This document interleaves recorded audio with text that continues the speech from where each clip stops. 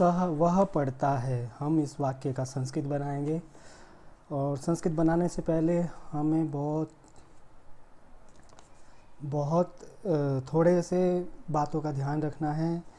उनमें जैसे विभक्ति, कारक, लिंग, वचन, लकार, पुरुष, ये सब क्या होते हैं हम शुरुआत में हम ये जान लेंगे। उसके बाद हम आगे के अभ्यास को लगातार पढ़ा करेंगे। वह पढ़ता है, इस वाक्य को बनाने के लिए सबसे पहले हम वह क्या शब्द है? वह है कर्ता, वाक्य का कर्ता। वह पढ़ता है, पढ़ता कौन है? जो कौन प्रश्न से जो उत्तर आता है, पढ़ता कौन है, क्रिया से प्रश्न जोड़ने पर पढ़ता कौन है? वह पढ़ता है, तो वो क्रिया का कर्ता है। कर्ता होने के कारण वह कर्ता क्या है? कर्ता एक कारक है। कारक विभक्ति के अनुसार होता है, इसलिए हमें सबसे पहले विभक्ति और कारक को जानना है। विभक्ति और कारक किस में होते हैं? विभक्ति और कारक आपका शब्द रूपों में होते हैं। ये शब्द रूप क्या है? चलो आइए जानते हैं शब्द रूप क्या होते हैं। शब्द रूप संस्कृत में, जैसे हिंदी में आप राम ने, श्याम ने, राम के लिए, श्याम के लिए, राम का इत्यादि बोलते हैं, वैसे ही हम संस्कृत में बोलते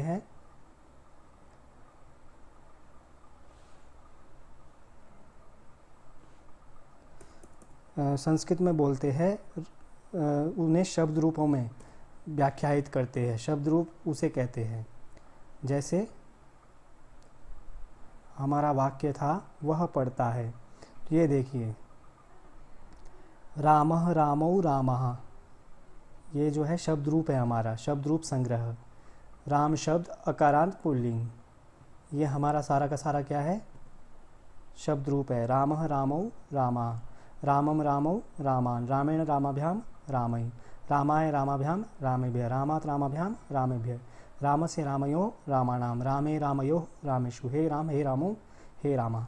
इसमें विभक्तियां हैं। प्रथमा विभक्ति में बनता है आपका रामः रामौ रामः, द्वितीय विभक्ति में बनता है रामम रामौ रामान, तृतीय विभक्ति में बनता है रामेण रामाभ्याम रामै, चतुर्थी में बनता है रामाय रामाभ्याम रामेभ्यः, पंचमी में बनता है रामात् रामाभ्याम रामेभ्यः, षष्ठी में बनता है, यहाँ पर षष्ठी में बनता है रामस्य रामयोः रामाणाम, सप्तमी में बनता है रामे रामयोः रामेषु, हे राम हे रामौ हे रामा, सप्तमी संबोधन। तो ये विभक्ति है। अब ये कारक क्या होता है? कारक होता है करने, कारटितिक, जो करता है, करके मतलब कारक कहते हैं हम। संस्कृत में जो विभक्ति है वो कारक के अनुसार होती है, जैसे कर्ता कारक, कर्म कारक, करण कारक, संप्रदान, अपादान, संबंध, अधिकरण। तो इन कारकों को हम, कारकों की एक विभक्ति भी हमारी होती है। जैसे कर्ता में प्रथमा विभक्ति होती है, स्वतंत्रः कर्ता, इस सूत्र से। तो जो स्वतंत्र होता है उसे हम कर्ता कहते हैं। वाक्य में जो स्वतंत्रता जिसे होती है, जिसे कोई नियम नहीं बांधता, वो कर्ता होता है, और वो कर्ता में प्रथमा विभक्ति होती है। कर्मणि द्वितीया, कर्म में द्वितीय विभक्ति होती है। कर्म कारक है और कर्म में द्वितीय विभक्ति होती है। तो वाक्य में करण में तृतीया, जैसे संप्रदान में चतुर्थी, अपादान में पंचमी और षष्ठी सप्तमी, इस प्रकार से संबोधन बुलाने पर। तो इस प्रकार से आपके कारक भी हो गए। कारक विभक्ति, इनका आपस में संबंध है, क्योंकि 8 विभक्तियों में 6 कारक है, संबोधन छोड़कर और संबंध छोड़कर, और वो सब कारक अलग अलग नियमों के अनुसार कार्य करते हैं। तो हम सबसे पहले हम ढूंढते हैं अपना कारक। हमारा कारक क्या है? वह पढ़ता है, कर्ता कारक। कर्ता कारक वह के लिए क्या शब्द है, इसे हम ढूंढते हैं। वह के लिए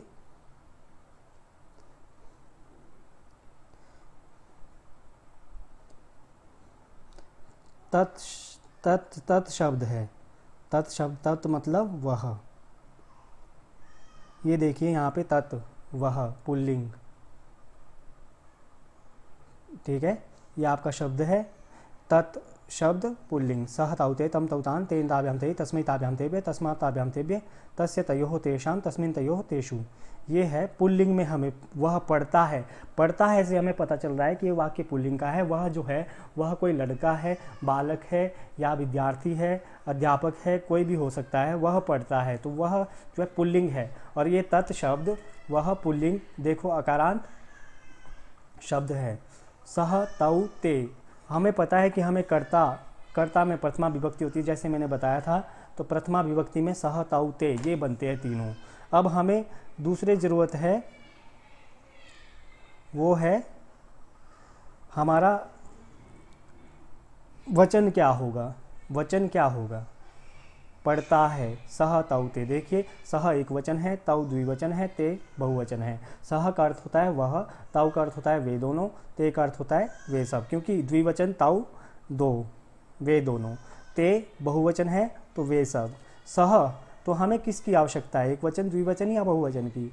निश्चित ही हमें यहाँ पर एक वचन की ज़रूरत है, इसलिए हम सह लाएंगे, सह, क्योंकि हमारा कर्ता में प्रथमा विभक्ति होती है। नहीं तो तम भी आ सकता है, तेन भी आ सकता है, तस्मै भी आ सकता है, तस्मात् भी आ सकता है। क्यों नहीं ये सब आए?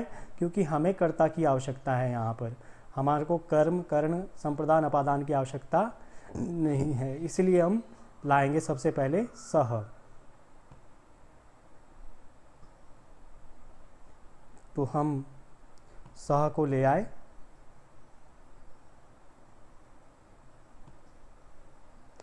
सह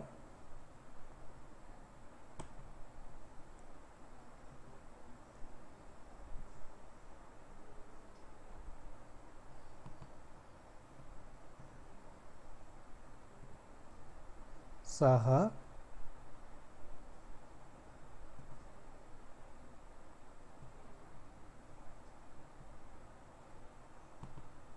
चलिए अब सह आ गया।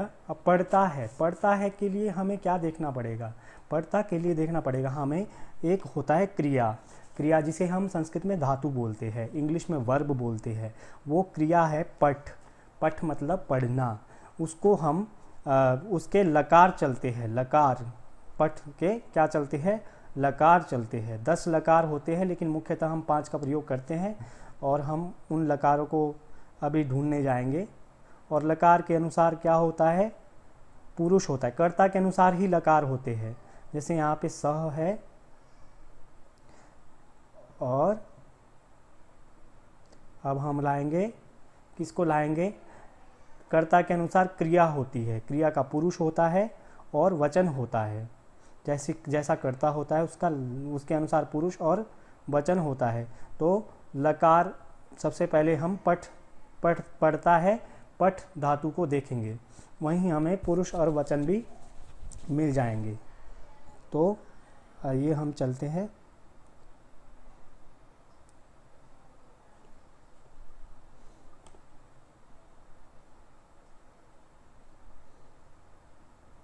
पट धातु कहाँ मिलेगी हमें? ये भव धातु, भू धातु है, भू मतलब होना, और यह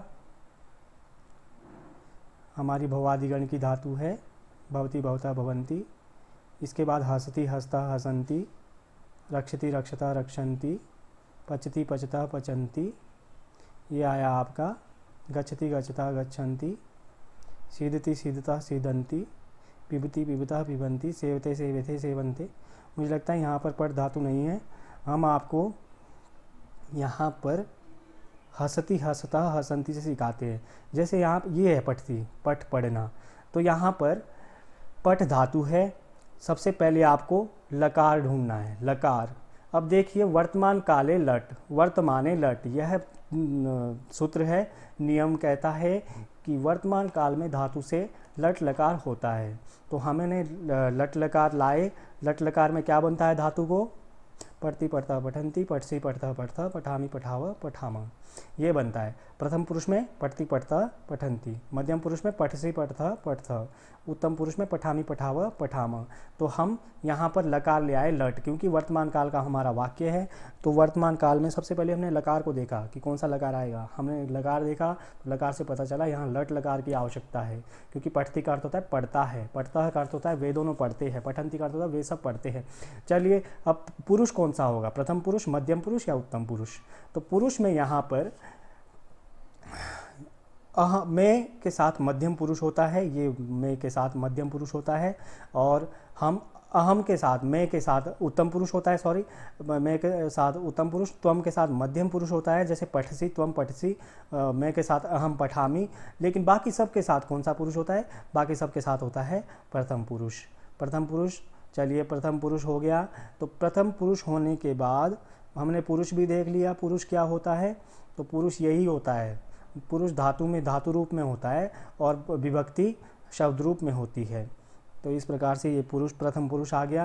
प्रथम पुरुष में अब हम वचन देखेंगे, क्योंकि कर्ता के अनुसार क्रिया का पुरुष और वचन होता है। तो कर्ता हमारा सह एक वचन का है, वह अकेला है, इसलिए हमें क्रिया भी तीनों में एक वचन लानी है। पठति पठतः पठन्ति, पठति एक वचन, पठतः द्विवचन, पठन्ति बहुवचन। तो हमें किसकी आवश्यकता है, कर्ता बोला देखिए ये तीनों के तीनों आ गए, उसके पास पठति पठतः पठन्ति के हम तीनों हैं। तो कर्ता बोला मैं अकेला हूँ, तो तुम में से जो एक वचन है वही मेरे साथ बैठेगा। तो यहाँ पर कौन बैठेगा, पठति। तो हमारा वाक्य कैसे शुद्ध हुआ, हमारा वाक्य हुआ पठति से। तो हम क्या लिखेंगे, सह पठति। हमारा वाक्य क्या होगा, सह पठति।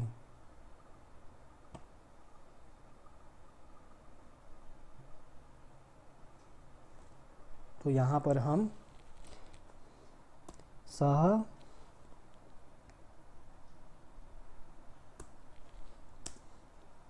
पठति,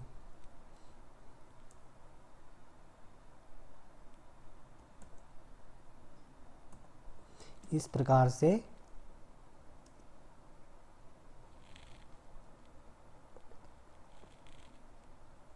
हमारा वाक्य शुद्ध होता है। और इसी प्रकार से हमें सभी वाक्यों में ध्यान देने की आवश्यकता है, विभक्ति, कारक, लिंग, वचन, लकार, पुरुष, क्योंकि कर्ता के अनुसार क्रिया का पुरुष और वचन होता है। तो इस नियम को आपको याद रखना है। और हम आगे से जो भी अभ्यास करेंगे, ये सब हमने एक वाक्य को लिया कि कैसे संस्कृत में अनुवाद हुआ करता है। तो आगे से हम जो भी अभ्यास करेंगे वो उस प्रैक्टिस करेंगे, वो सब चैप्टर वाइज करेंगे। हम ऐसे ही नहीं, ये केवल एक उदाहरण वाक्य था जो आप लोगों के सामने प्रस्तुत किया गया। आगे से हम थोड़ा क्रमबद्ध तरीके से चलेंगे। अस्तु, धन्यवाद। जयतु संस्कृतम, जयतु भारतम।